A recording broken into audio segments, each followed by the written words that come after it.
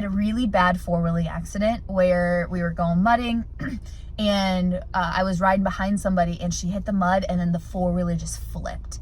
And the four-wheeler flipped and it came down. I just blacked out, but it came down on my leg.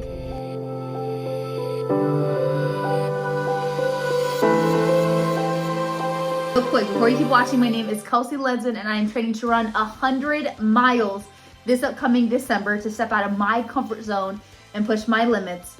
But what you don't know is there is something behind the scenes that I have been working on for the past 8 to 10 months. And it comes out this upcoming Monday, October 21st, to the entire public, which I'm so excited. So be sure to subscribe. Wait till that video drops this upcoming Monday, the 21st, and I promise you, you will not be disappointed.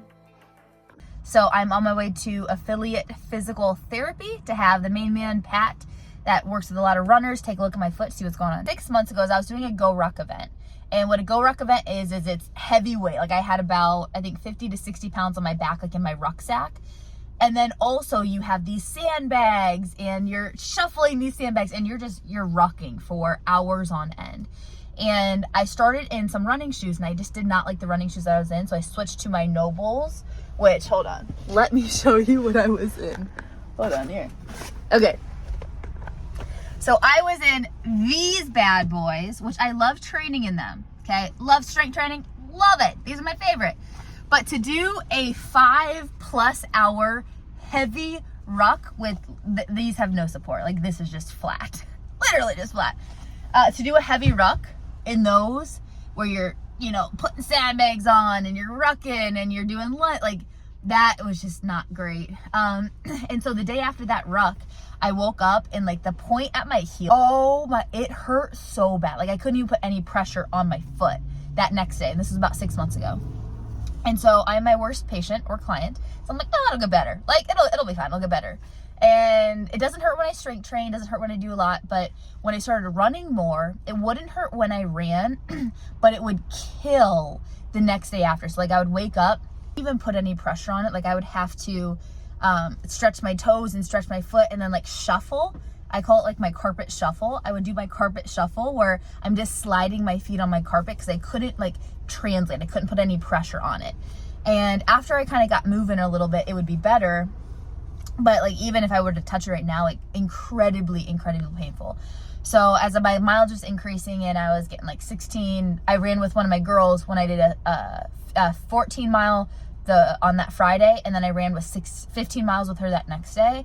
And by the end of that mileage, like it was killing me. And she's like, Kels, I got somebody you need to see. Go see him. He specializes in runners. And I'm like, all right, I'm sold. I just got out of the physical therapist. I can still run. Amen, hallelujah, because I have a lot of running I gotta do between now and December 30th. But he just tested everything. It was like kind of poking around with my foot and my calf.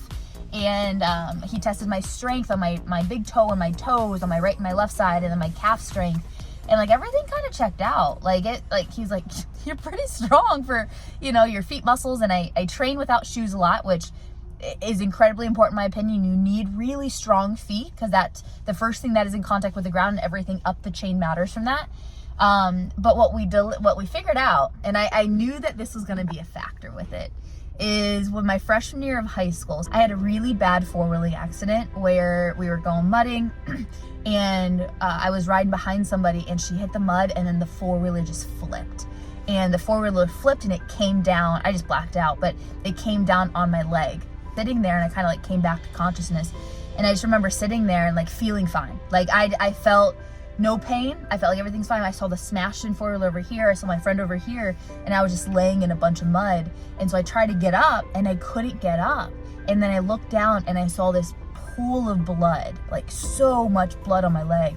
And then I looked a little closer and I saw my bone sticking out. And I'm like, oh gosh, like that's not good.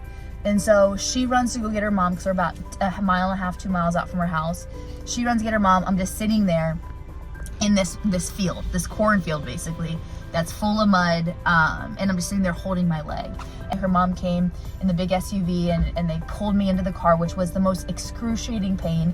I never felt pain until they tried to move me in my leg, and it was the worst pain. We were about 45 minutes to an hour out from the hospital, So I was in the back of the SUV and I was just holding my leg, and every bump, it just felt like knives were like going into my leg. And we had sweatshirts wrapped around my leg, and there's just blood everywhere. So I get to the emergency room. They pull me back into one of the rooms, and like I said, I haven't cried up until that time. I remember sitting there, and they were trying to bring x-rays in and all of that, and to put a metal rod in my shin and like just have the bone kind of attached to that metal rod. And so I was going to go into surgery that next morning. And so I went back to my room, and I'll also never forget this, is that same night when I was in the emergency room, man, I'll never forget this one. They told me that there was another girl my age, like EV accident, four-wheeler accident, came to the hospital, and I luckily had a broken leg. She was fighting for her life. She had a collapsed lung. And I remember hearing that story and them telling me that there's another girl that had the exact same thing, but like she was fighting for her life. And I just remember feeling so incredibly grateful that like, yeah, I got a broken leg, and yeah, I won't be able to play my sports probably my freshman year.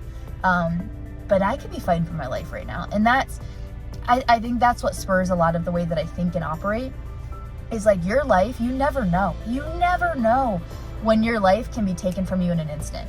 It could have been I was having so much fun four-wheeling, and then the next moment I'm fighting for my life with a collapsed lung, right? Thank God that wasn't me. But I don't know if she lived. I don't know if she died. God willing, she lived, but I don't know that, right?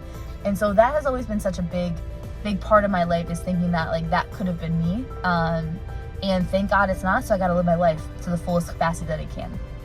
But anyway, I woke up the next morning. They took me into the surgery room. I was about to have surgery on my lower leg, or had that rod put in my lower leg. And I remember getting out of surgery, and I saw this like massive metal thing sticking out of my leg. And I was like, what? Like, what is going on right here? And they had what's called an external fixator, where I didn't have enough tissue to my bone. And so they couldn't put a rod in my lower leg, because I didn't have anything that it could like just attach to or something like that. And so they had to do what was called an external fixator, where they had this like metal rod on the outside of my leg, and then I had like a Frankenstein looking thing on the inside of my leg that would attach to this big metal rod. And as I was out of surgery, I remember my surgeon picking up my leg from the metal rods that were like in my leg, and I was like, what is happening? So I ended up, and I remember him telling me like, you're not gonna play volleyball this year, and you're not even probably gonna play basketball. And I remember him telling me that. I'm like, watch me, buddy. You don't know who you're messing with. And so I wasn't able to walk for about 4-ish months. I was on crutches, couldn't put any pressure on it. Then I was in a cast after I got my external fixator off. And then I remember just having literally to relearn how to walk. And I remember the very first step that I took after my external fixator and then my cast, I remember taking a step and just falling over. And that was such a tough moment in my life of like, I don't even know how to walk anymore. Like I didn't trust my leg to hold my body weight. I thought it would just break again. And that was one of the most challenging things early on in my life. I mean, I was 14 years old, and I mentally, emotionally, more than anything, I mean, my family was great, my friends were great, but nobody can kind of, even if you have great people around you, like there's still such a sense of isolation, loneliness inside of you. And so I thank God, and I look back on that now and be like, it changed my life for the better. Like I would not be even close to the person that I am today. That got me interested in the medical field, which is what led me to sports medicine, which what led me to doing this and everything. But that was wild. So I share that story to say, it's 15 years later, and I still have mobility issues. I still have strength issues on that right side. I still can't bend, and I never will, to be honest with you, bend that ankle the whole way because of the tissue and the scar tissue there. And so what's happened is, because I have a lot more issues on my right side, my foot and my ankle, I don't really usually have aches and pains, but because of now the more volume running, that small compensation of me shifting a little bit more to my left side and putting more load on this is as a result of my right side, and as a result of my right leg, an injury that happened 15 years ago. And so by my left foot and plantar fascia is just taking a little bit, but over 30,000 steps multiple times a week, like that's taking more load, and so that's what's causing the pain on my left foot. So what I am doing to help fix that is I'm still doing a lot of lacrosse ball on my foot and stretching my toes and stretching my soleus, so my calf muscles. I'm doing a ton of stretching there, all right? But I'm also changing a few things in my running straight. So he said that I run really upright and I like bounce when I run, okay? It's kind of weird. But he said that he wants me to lean over a little bit more and run with a little bit more forward lean so I can have more of a smooth stride than like a bouncy stride. That'll take a little bit more impact off it. That's number one. Number two, I have a little bit too long of a stride. It's funny because I thought I was actually too narrow of a stride, but I actually have too little bit long of a stride. And so he's shortening my stride up to hit more underneath my hips than in front of my hips, which will help my hamstrings because my hamstrings get so incredibly sore after some runs. And then number three, I'm doing some strengthening of my hip flexors too, and just the position that my leg needs to be in when I run. So I'm doing some strengthening there and some wall drills, which I'll show you. So